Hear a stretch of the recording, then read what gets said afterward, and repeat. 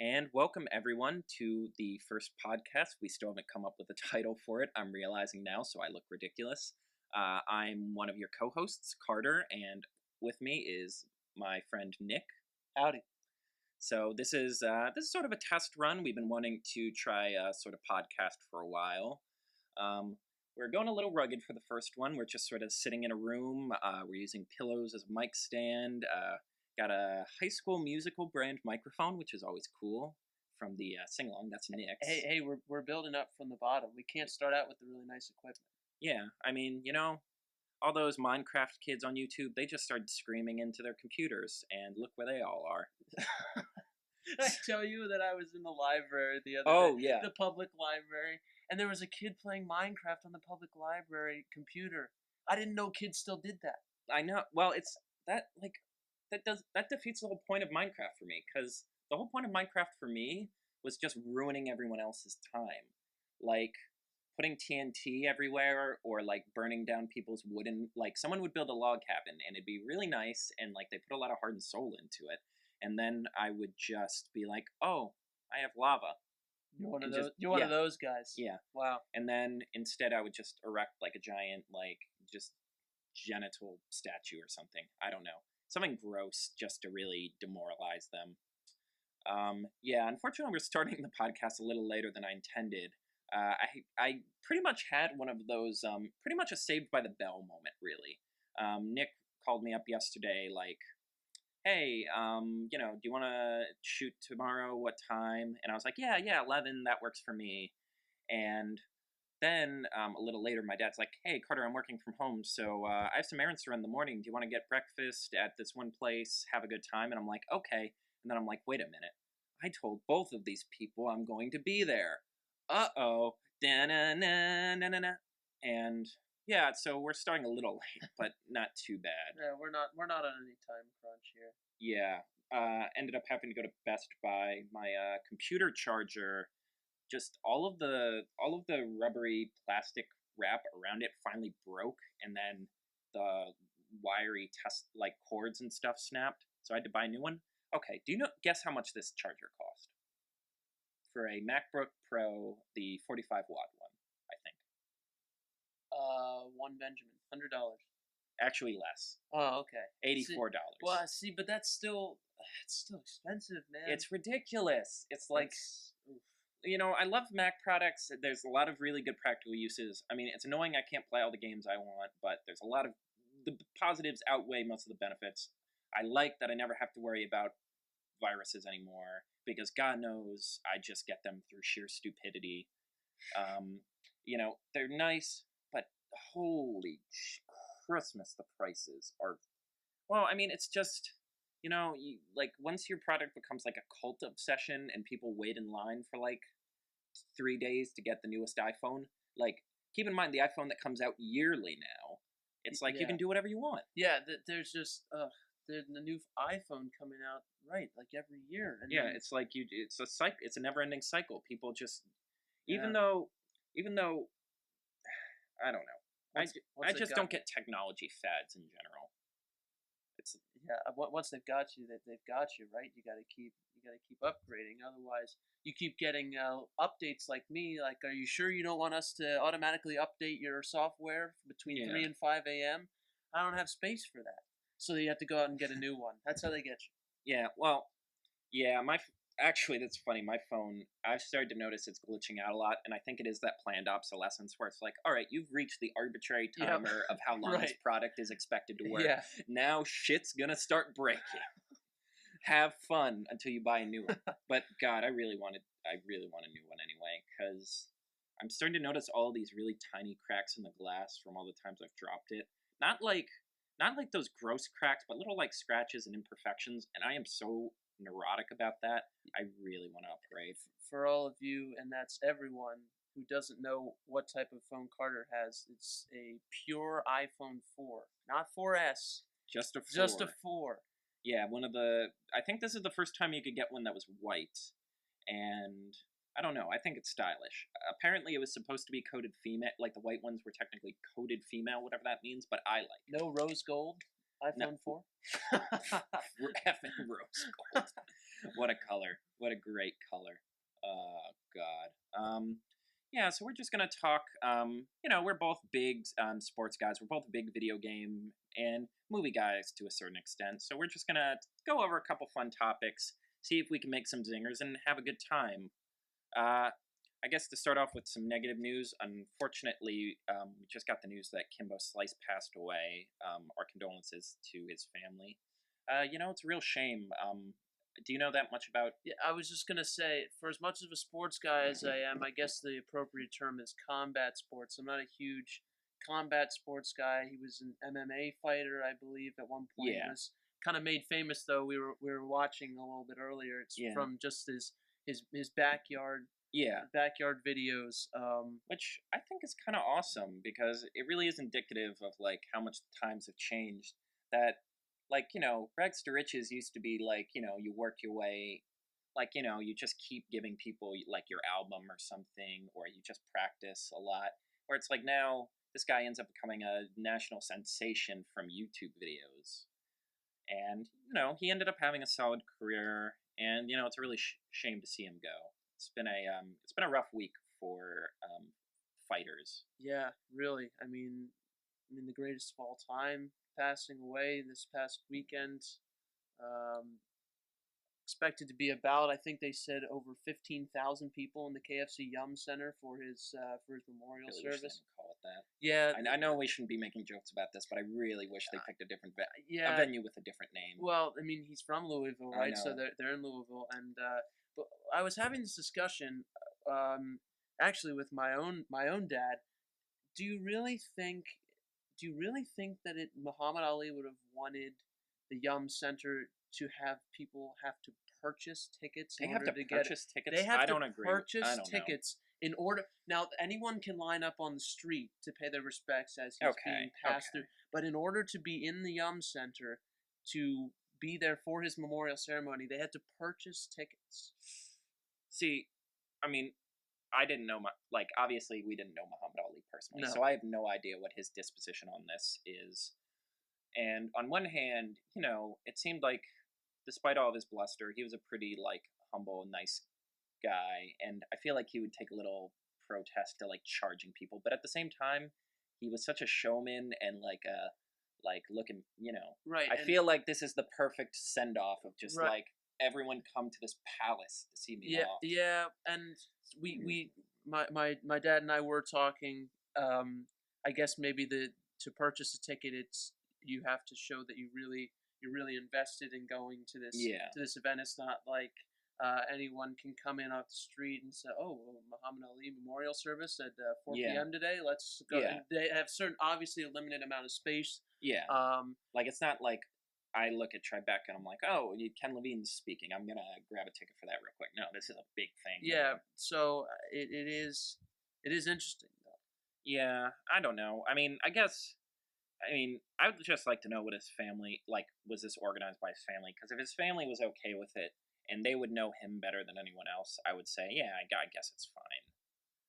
Um, let's see, other assorted news. Anything fun you want to add to the It's general discussion? No, it's never easy to transition from Yeah, started off on a gruesome started foot off here. on self-deprecation, then went straight into all of our fighting legends are dying. Yeah, Like, at least you know what their impact will remind us that there was once a time when giants walked the earth, which is always cool. Moving on, the NBA Finals, or Carter tries to find more and more reasons not to take up alcoholism. yeah.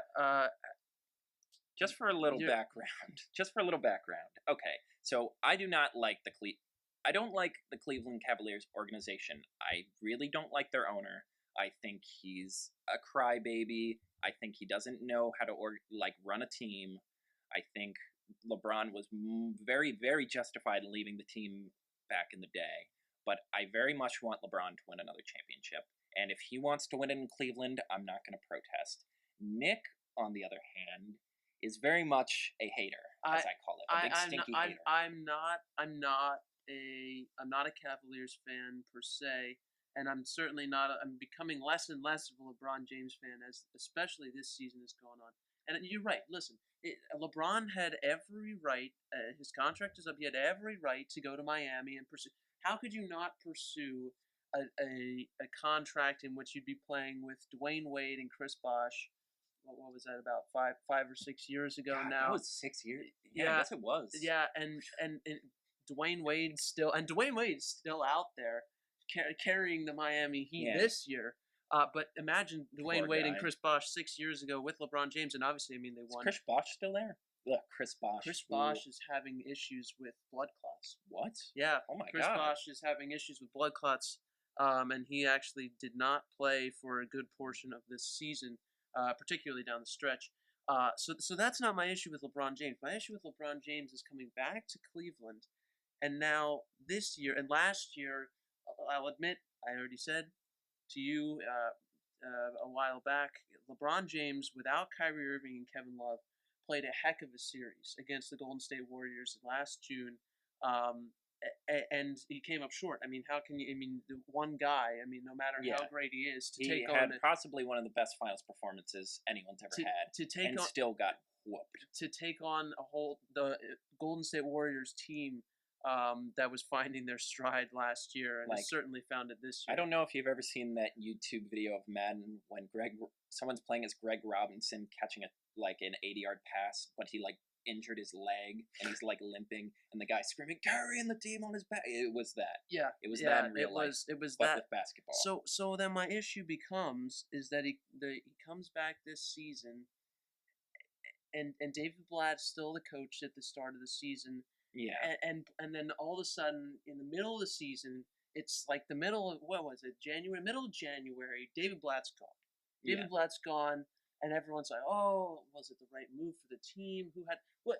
Listen, LeBron James is calling the shots inside the Cleveland Cavaliers organization. There's no denying that. And Yeah, for because him, he's the only one who knows what he's doing. well, wait a minute. For him to, that's not his place to decide. For him to take that kind of power, to have David Blatt removed from his, now, of course, this is all with Yeah, speculation. we don't know. This is all We don't have. speculation. We're not of course. insiders. We're not. So, but for him to theoretically to perhaps have said, "Hey, listen, this guy isn't fitting what I believe we can do what we our can system do," is. and he gets ousted, and then but then you're right, they played a little bit better. You thought maybe Yeah. this was the right decision. Well, that's the under biggest thing. Tyronn That's the Lue. biggest thing. They were looking very good going into the end of the year. They were looking good. How bad is the East then? How bad would the Raptors be losing? How bad would pretty much any team from the Eastern Conference? Because this was the cream of the crop, and they steamrolled most of those teams they played against. Yeah. I mean, right? Like, What 12 Mother of God. before the finals? They were 12-2 in this postseason. Yeah. And the only two losses were both up north in Canada, Yeah. right? So yeah, I mean, and this team is doing really well. But what's bothered me about LeBron, especially in the last couple of months, is his off the court behavior. Just off the court behavior. Just all this speculation that he's got so much power in this organization that he's getting rid of David Blatt, and then he goes, and it seemed minor at the time, but for me, it was really. It really bothered me. He unfollowed all of the Cavaliers' social media all social media accounts, and people were asking him about it, and it was like it wasn't a big deal, and maybe it shouldn't have been a big deal. But for him to cause that kind of media circus, because you know that when LeBron James does anything, the media is there, and so Yeah. for him to do that and to cause that kind of media circus down the stretch of the season when the team's trying to focus in and grab that top spot, it just bothers me. It's starting to bother me where he knows that he has a lot of power, but he also in that organization, or so it appears, but he knows that that he's going to get away with it because people are praising him as one of the Well, greatest of all time. Listen, he's definitely up there in the conversation, but he's starting to realize and to maybe take advantage a little bit of that of that power that, for lack of a better word, it's starting to bother me a little bit, and now he's down in a 2-0 hole to the Golden State Warriors in a game that in 2 games that LeBron James quite frankly, has not performed Well, close to his best basketball. yeah, I ended up turning off that last game because I was just so frustrated. But then watching some of the highlights on ESPN, they had Stephen A. Smith come on, and he was like, he's gotten a reputation for being sort of an angry, colorful guy. Yes. But that was the angriest I've ever seen him. He was livid. He was like, someone needs to check what the hell is on the left side of the Cleveland Cavaliers' hearts. And for the first time, I'm like, no, no, you're justified, man. No, yeah, Yeah. yeah. That's all of your rage, all of your like antics. No, you're justified in being that upset. And looking at the stat line here, I mean, LeBron James played 33 minutes. He had 19 points, 8 rebounds, 9 assists. That's all good. 7 of 17 shooting. He looks almost like and watching Scott Van Pelt last night on his late edition of Sports Center. He doesn't like to use it, but he said it almost looked like the Cavaliers were waiting for that clock to run out in the second game of Well, the NBA Finals. that was my thing. The- It's like normally when games get that bad, it ends up getting chippy. People start pretty much every sport, even baseball. Like tell that to Batiste's jaw, or was it what's that? Shoot, Yeah, Blue Jays, Jose Blue Bautista. Jays. Yeah, Jose Bautista. Tell that to his jaw, and that was that wasn't even that bad a game. Like when things start, like when leads start being made, things start getting chippy, and it's like no one on the Cavaliers was physical, especially at the end when it's like just foul one of them, just foul Draymond, just foul anyone. And the most disappointing part has been not only has LeBron not played well, but his teammates that were supposed to Well, be that's the be thing. the Like complement. he's playing like the rest of his team is going to pick up the slack from last year, and they're not. Kyrie Irving 10 points, That's 10 points in 33 minutes of play. it's bad, man. It's like, look, I mean, I can't sugarcoat this, man. It's bad. It's Yeah, geez, Morty. Geez, Rick. Geez, it's bad, Rick. But going back to your point, I guess, all right, you know what? Those are like I can understand why you object to a player having that much authority in the locker room. I would attest that no one in the Cavaliers front office since LeBron came the first time, since LeBron was drafted in 2003, I think it was, right? 2003 or 2004, somewhere around that point. Since he came to this team, the entire Cleveland front office has proven time and time again they do not deserve to have that kind of authority. They had all of that time to find one other all-star player to keep LeBron in Cleveland that first time around, Generation 1. You know, they could have gotten a Charmander, they could have gotten a Squirtle, they could have gotten, well, no one's getting a Bulbasaur, let's be real here. They could have gotten a Pikachu, and they didn't. And he left, and a lot of people got on LeBron for that, but it's like, you know what? They had their time and they failed. And back around this time, it's like, all right, he's talked with Dan Gilbert, who I just sort of hate. Like, I just don't like him. I don't know if you remember when Chris Paul was being traded for the only time. He was all set to go to the Lakers, and apparently Dan Gilbert wrote this very long screed about, like, oh, when should the rest of the league just take off their jerseys and replace them with the Washington Generals? Like, he went on a whole tirade about how the league was monopolizing its best teams, and the NBA just like we're like, nope, you're not allowed to make this trade. Like very little justification too, and I just hate that the league gives so much weight to this guy, like who my understanding is doesn't really have much of a basketball background that I know of. Like just a guy, like a rich guy who owns a basketball team. But yeah, and listen, and you're right, and Dan Gilbert doesn't always has not always seemed to have the greatest handle, especially in the Generation 1, as you call it. Yeah, But the point is that he's still in the front office. LeBron James is not in the front office. Now you have to obviously when you have a player of his star caliber, it would benefit you to cater to some of his desires or but it's wants, like but it's not he's on LeBron. another level though than the rest of the league. But it's not LeBron James's place if he's not in the front office. That's my personal opinion. Obviously, he has to have some sort of pull in the organization, being the star player that he is. But if he's not in the front office, making decisions, like allegedly making decisions such as maybe having something to do with David Blatt being fired and causing all this media distraction, and then saying he has his team ready, and then going out and getting blown out twice by the Okay. Golden State Warriors when Steph Curry and Klay Thompson Are playing like, well, I won't say averaging. garbage. They're fine. They're fine. Just by the standards they set for themselves, they're not very good. But you know what frustrates me? Gen 2. Now we move on to Gen 2. LeBron comes back. They welcome him back. Like, he's Julius Caesar. They have the carriage out. Like, he's in all gold. It's like, welcome home, our king, our emperor, our self-appointed chosen one. Who came up? Did he start the chosen one? Who came up with that nickname? No one should ever give themselves a nickname. That's I'm pretty sure another personal opinion. Who came up with King? I've been trying to. That's my new, I want to be a historian, but for nicknames. Brushing, James. instead of brushing dinosaur bones, I brush internet articles and newspaper columns and television screens. But anyway, back to the point. Okay, Gen 2, Snivy. I don't remember any Pokemon from Gen 2. I didn't play that one that much. Gold and Silver, that's what it was. But anyway, so Gen 2, it's like, okay, we're going to get a super team. We're going to do the exact same thing the Heat did. We're going to make a super team. So we get Kevin Love, we get Kyrie Irving. They still suck. And I think that is the biggest difference between the Cleveland Cavaliers front office and the Golden State front office. So Cleveland, the only way they could get talent was literally just grabbing the biggest stars they could find and pulling them in.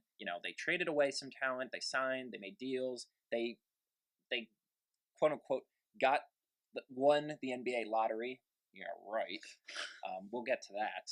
But whereas they essentially had to go out and just do these high gamble plays to get even just a couple superstars. Golden State, they found all of their players. They're talking about the big difference between the Cleveland bench and the Golden State bench. And the biggest difference is the front office, where it's like Cleveland had to essentially give up arms and legs to get just the 3 superstars they have. And as a result, they have no money, no resources to get anyone else, and they're not good enough drafting to just stumble upon those players. Whereas the majority of the Golden State team, they brought, role players they brought in, draft picks they brought in. That's a testament to their front office that they were able to build a team as opposed to just try to synthesize a team out of thin air. Absolutely. I'm trying to think of the right words for it. And I've been saying, especially since in this last week, since the finals have started, is that when is the last time that we've really seen a team like the Golden State Warriors, as good as they are, play 10 or 11 guys regularly, and it's not because they're all superstars, but they contribute because they have their roles within the game plan. And there were no high-profile signings or high-profile trades. They drafted Klay Thompson and they drafted Stephen Curry, and they ended up just becoming superstars because someone in the front office at Golden State, even if it was just one guy, was like, these 2 guys are going to get us a championship. Trust me. And maybe they didn't intend for that specifically, but it ended up working out that way. Yeah. To be honest, I didn't think we were going to have that much to talk about the finals, because it's just what can you say? They just don't look good, the Cavs. Ugh, the Cavs. They just look off. It's embarrassing, really. Yeah. I've never been that embarrassed watching a sporting event. They're gonna need to figure it out quickly, that game. I've never felt more just, physically upset and just, cringing at a major sporting event since the Broncos got killed by the Seahawks. And now we're looking at a possible situation with Kevin Love's status uncertain for Game 3, going through the concussion protocol. Well, a part of me wants to say he's playing one way or the other. They'll do the percussion protocol, so to speak. But at the same time, I'm the way he was looking out there, they showed that one clip. He literally had no idea where he was. Yeah. That's terrifying. Yeah, it's gonna be tough. I mean, I was hopeful, and I keep telling myself, oh, they don't have to start worrying until they start losing home games. I don't think they're gonna win a single game at this rate, unless something dramatic happens. I mean, I don't want to armchair coach because I am not a basketball expert, but honestly, the biggest thing I think they got to do now is they got to hope they can get under Draymond Green's skin. Because when things were looking bleak for Golden State against Oklahoma City, it was because Draymond Green was not performing well, and the Thunder were taking advantage of that. The kick to the groin, the fouls, things were imploding, and when they implode for Golden State, for some reason Draymond Green tends to be one of the big, because he's the big cornerstone piece outside of the Splash he's the Bros. emotional leader on that team, and that's been And when he mentioned cracks, multiple everything times. starts to crack. Yeah, and They got to figure out how to get under his he skin. certainly was not cracking in game 2. 20 points in that game. He really carried that team, especially as we mentioned with Steph and Clay not performing as well as people had thought. Hey, more recent even than the NBA Finals, Stanley Cup playoffs last night. Pittsburgh Penguins taking a 3-1 series lead over the San Jose Sharks, and being from the Philadelphia area, I'm baffled by the amount of people that continue to come up and ask me, "Are you rooting for the Penguins? Really? People Are you are rooting saying for the that? Penguins?" Like at school or here? Both. I've had Really? people come up to me rooting for the Penguins, and Because that wouldn't surprise me in when you're up at like he goes to Syracuse, I go to NYU. I guess we should say that. Hopefully that doesn't leak all of our personal information online. Yeah, I know I've doomed us all to the bowels of the internet, but yeah, I mean that wouldn't surprise me because it's like during small talk, it's like, oh, so you're from Pennsylvania? Yeah, like them penguins. Yeah, it is. It's and of my answer is of course no. The Penguins and the Flyers. I'm a Flyers fan. I must say they clearly do not get along. Yeah. But last night's game, it's just I was really disappointed. and because I have a favoritism towards the Sharks in this series, I was also disappointed. But I watched the whole game, and it's just so exciting to watch. There's something about the Absolutely. Stanley Cup Yeah. playoffs that is just so exciting. And My family has always attested there is no better like playoff sports than hockey because the talent level skyrockets. and I tend to agree. And what's baffling to me is I've heard people say even as early as this year. Granted, there were a couple of really great games in the NBA, but people saying the NBA playoffs are more exciting to watch than the Stanley Cup playoffs. And I agree. And I was maybe when the Thunder might be Golden State, but that's it. And I It was hasn't been that exciting. really? Like we've seen this pedestal, the NBA Finals, And 2 games in, and the quote unquote best teams in the NBA. Where it's already wrapped up pretty much. The blowouts. There have been 2 blowouts. Whereas we've had 2 overtime games and a pretty solid. And game. this is and you saw the tabs open on my computers, looking up the Stanley Cup playoffs of the past couple of years. I want you to guess how many. I looked up the last 21, going back to 2013, the last 21 Stanley Cup Finals games. How many have been decided by 1 goal? Oh, I saw this on ESPN. Oh, it was on Final Jeopardy last night. What a great man. Out of how many? Out of 21. 20. No, that's high. 17. All right, that's still a lot. 17 out of the last 21 Stanley Cup playoff games. Nuts. Stanley Cup Finals games, I should say. Excuse me. Have been 1-goal games. Last night being an exception, 3-1 victory for the Penguins. But just the whole, and we talked about LeBron James and the effort that we're seeing out of him, maybe, or the lack thereof, perhaps, from him and his team. Yeah. The effort from both sides. Yeah. In this Stanley Cup final have been extraordinary. I mean, to be honest, I've not followed hockey that much this year, unfortunately. I like hockey, but I am just not very good at keeping track of it. But seeing San Jose in their court or rink is the appropriate word.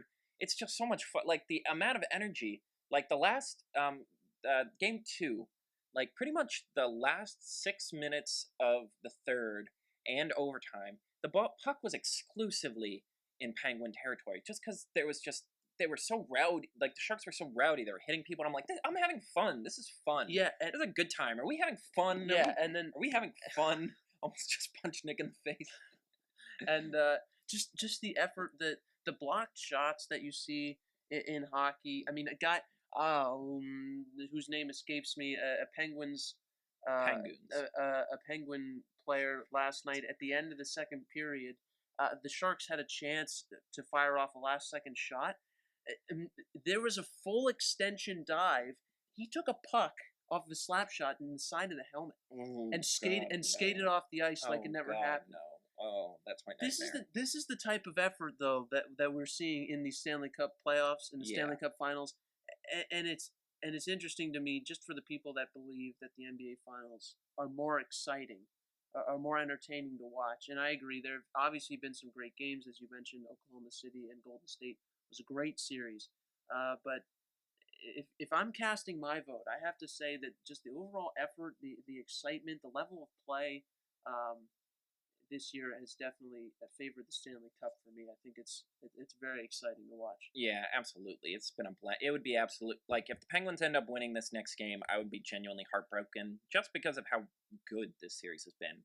Like the idea that it doesn't go to at least 6 games is genuinely upsetting to me. Yeah. I would. This is the point where we're gonna have a little word from our sponsor, Canada Dry Ginger Ale. Canada Dry Ginger Ale. It's good. We don't have a sponsorship. I This is was our just gonna first say I'm podcast. pretty sure this is not that's not Yeah. legal.